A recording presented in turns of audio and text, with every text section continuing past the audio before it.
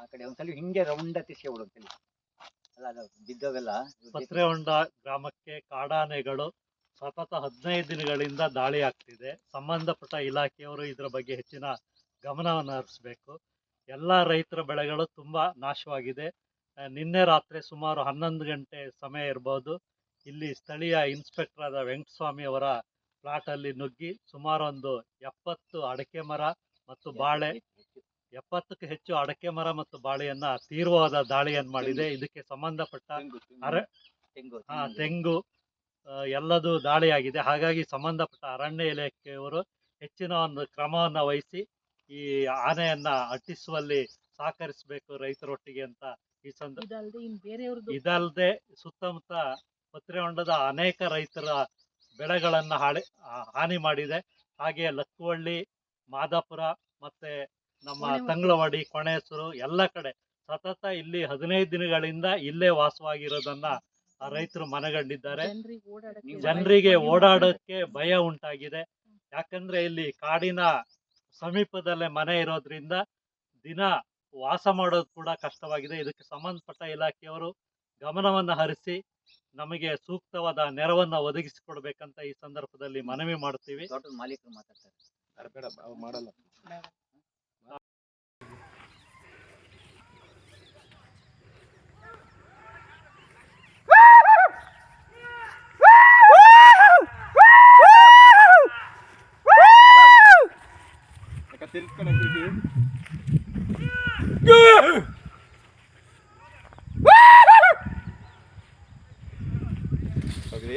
Dele.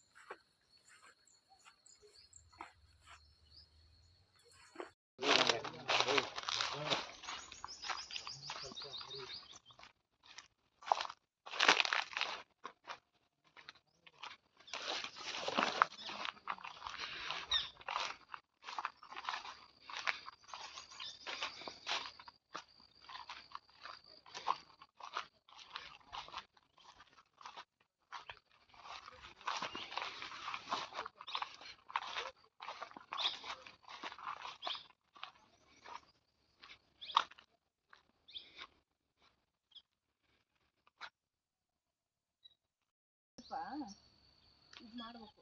ಯಾಕಂದ್ರೆ ನಮ್ದು ಇವತ್ತು ಇನ್ನೊಬ್ರದ್ದು ಯಾವ್ದಾದ್ರು ಪರಿಹಾರ ಯಾರಿಗೂ ಕೊಡಲ್ಲ ಅಂದ್ರೆ ಮತ್ತೆ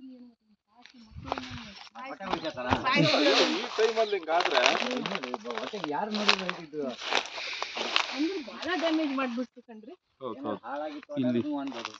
ನೋಡ್ರಿ ಇಲ್ಲೇನ ಹತ್ತಕ್ಕ ಇಲ್ಲೇ ಪ್ರಕಾಶ ಅಲ್ಲ ಇಲ್ಲೇನೋ